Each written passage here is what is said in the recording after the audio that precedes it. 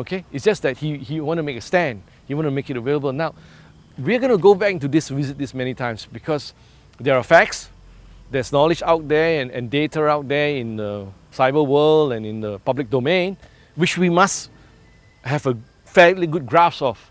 We will discuss that. And then after that, because all of you are intellectually inclined, I know you're my student by definition, we were going into the speculative side, the hypothetical side, and then we do a 360-degree review of what Sun Mo is all about, and Sun Pan, his descendant. All right, Sun Mo.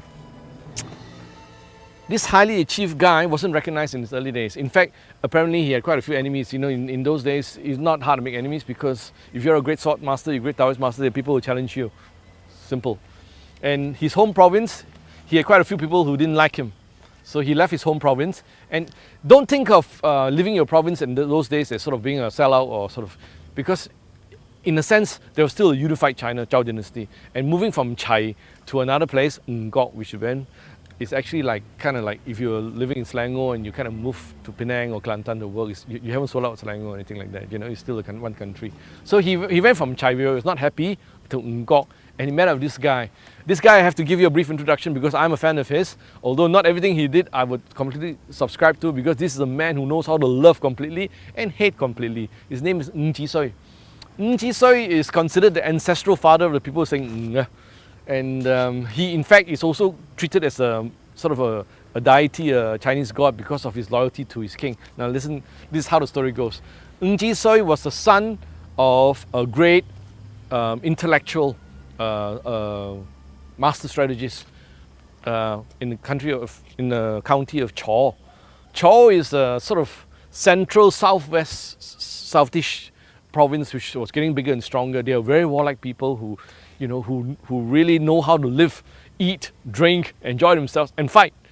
Chao people were growing, and they were not considered the most cultured. They had some habits that didn't sort of sit very well with the rest of the Chinese people. For example, they tattooed themselves. For example, they kept their hair long. For example, they didn't bathe very often, according to their opponents. They wore all kinds of metal stuff on their body, and you know, they were kind of trendy type people who really were a bit outside the box, so the rest of the guys didn't like them. But Chao was very powerful and produced many great people. And unbeknownst to a lot of people, the guy who founded subsequently the Han dynasty was actually from Chao originally. Lao Bong is from Chao. So was his opponent Hon Yi, but we'll get to that later. Chao is a very mighty nation, and it produced the greatest poet in the history of China, and by many people's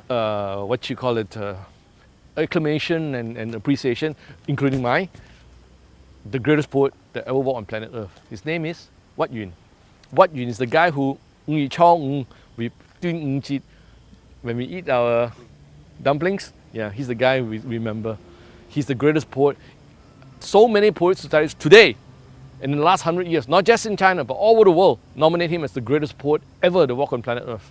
So, you know, Chao people also have produced some incredible people. We'll get to Chao in later. So, Ng Chi Soi, his father is a fine guy. He was advising the emperor and the prince. He was very close to the prince, the crown prince, but the king of Chao was, at that time, was not a very nice guy.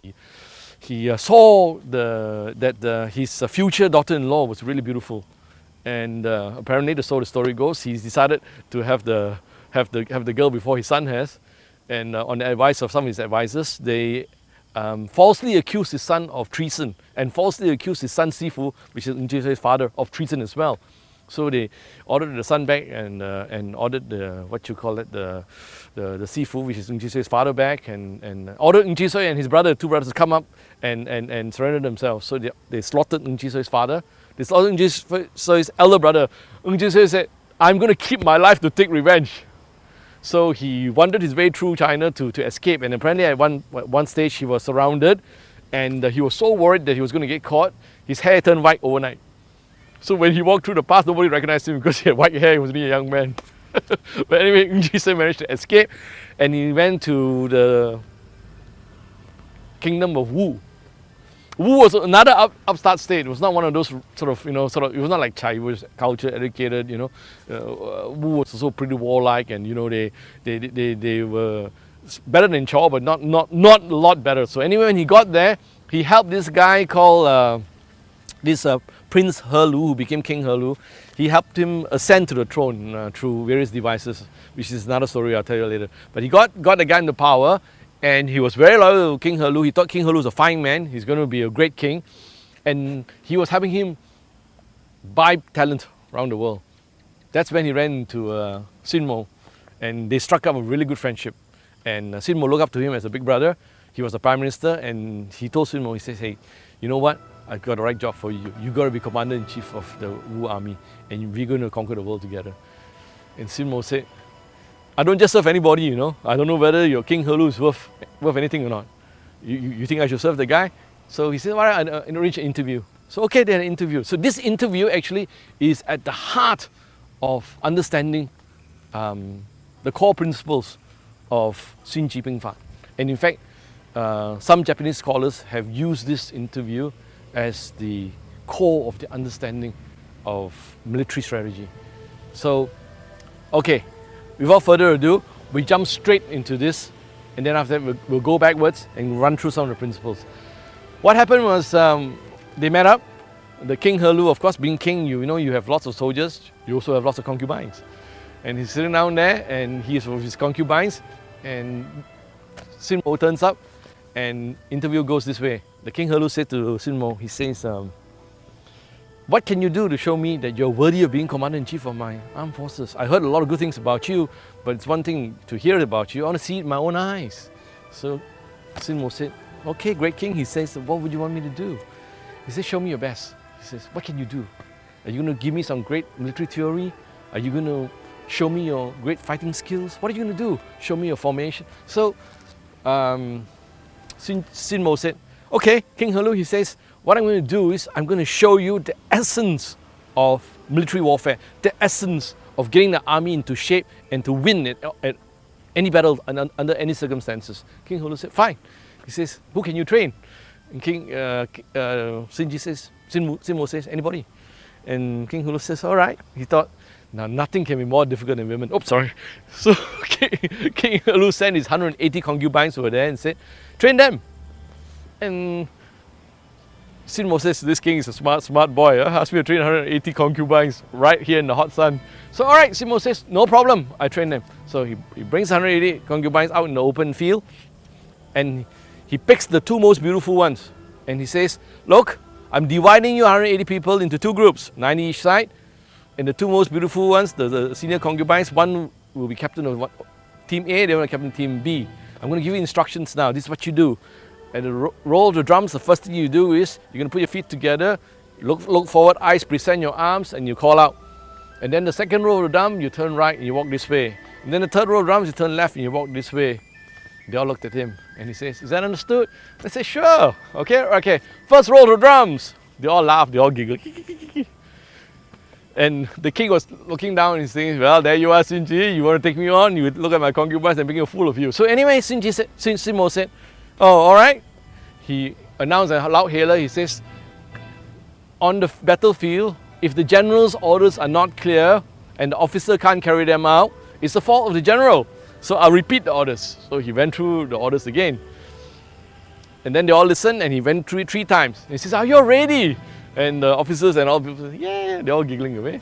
Then the roll of drums came on again. And then they all giggled. And Sinmo says, okay, if the orders of the general are clear and the troops don't carry them out, then it's the fault of the officers. So what happens? We execute them. So the 2 most beautiful concubines were brought out and were going to be executed. Whoa, King Herlu at the top there said, this is not happening. Shoo, sent a messenger on horseback, came straight up there and gave the note to Sinmo. He says, whatever you want, you can do whatever you want, but don't touch them. They are my 2 favorite women. He says, my food will be tasteless. My wine will be worse than water if you touch my 2 favorite women. This is the end of my sex life. What are you doing to me? He says. And Sinmo sends a note back. He says, dear King Herlu, may I repeat to you what Kyong Tai Kung told Zhao Man Wang and Zhou Mo Wang? The law is supreme.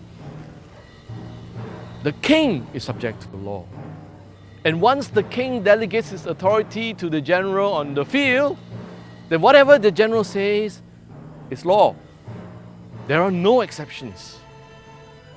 send the note back to the king. The king look at the note, oh no!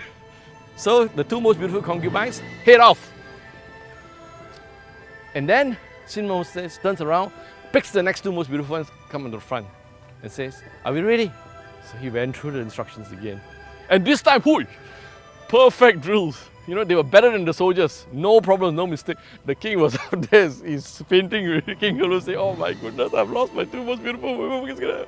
But anyway, when all that was done, King Helu sent a note and said, "Okay, I've seen enough." He says, "That's fine, I'll retire for a day and think about it." And apparently, beneath his breath, so it was rumoured, Sinmo was saying to Ng, he says, if the king cannot front up to the facts and accept what I've told him to be true, he's not worthy to be my king. So anyway, he also retired for the day. So guess what? The next day, the king came across, invited Sinmo and said, "What you did yesterday, 100% correct. Thanks for ruining my sex life, but what you did was 100% correct. You're appointed Commander-in-Chief." So this is history. He was appointed Commander-in-Chief, and Sinmo went on to become a fantastic Commander-in-Chief. But what you have to learn from there is that Sinmo was interviewing the king as much as the king was interviewing him. Sinmo believed that with all his skills and knowledge, he's not going to serve anybody. He's going to serve somebody worthy of serving. Sinmo was trying to pass a few key messages to him loud and clear. One, when it comes to anything military, there are no relationships. Okay? 官中無父子. Inside the military camp, there's no father and son, there's no relationships. It doesn't count. 法令大如山. That means the law is huge as the mountain, immovable. You remember that? Don't mess around with me. Once I'm on the field, I am the law. Until you remove me for good reason, I am the law. Because if you mess around with me, the kingdom's gone. Now, in case you think Sinmo is exaggerating, I can quote you 1,000 instances throughout the history of the world, including China. For example, during the end of the Song dynasty, one of the greatest Chinese heroes, Yue Fei, Ngok Fei, yeah, he went there and gave his heart out for the Chinese and cornered the barbarian tribes to the home capital and will sweep them to dust. When the emperor and the prime minister who were jealous of this guy, Ngok Fei, and they started sending 13 tablets and brought him back on false charges, and they poisoned the family and executed them. Guess what?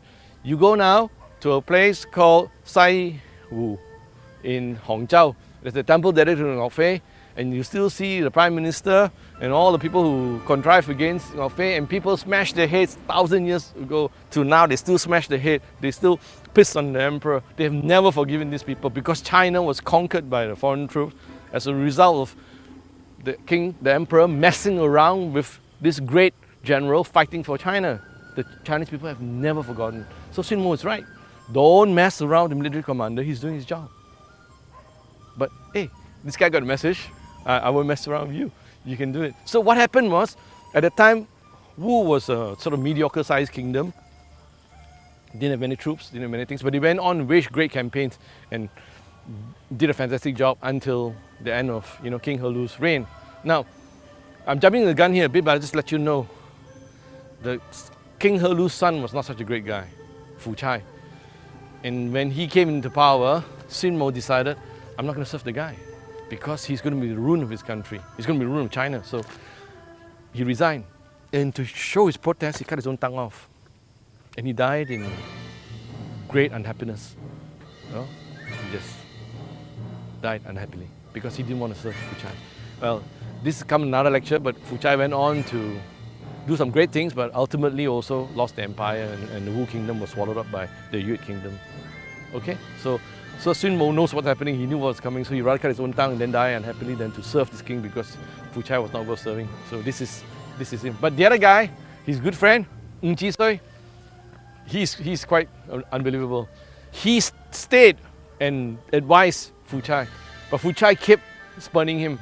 Fu Chai kept sort of indulging in all the wrong things, like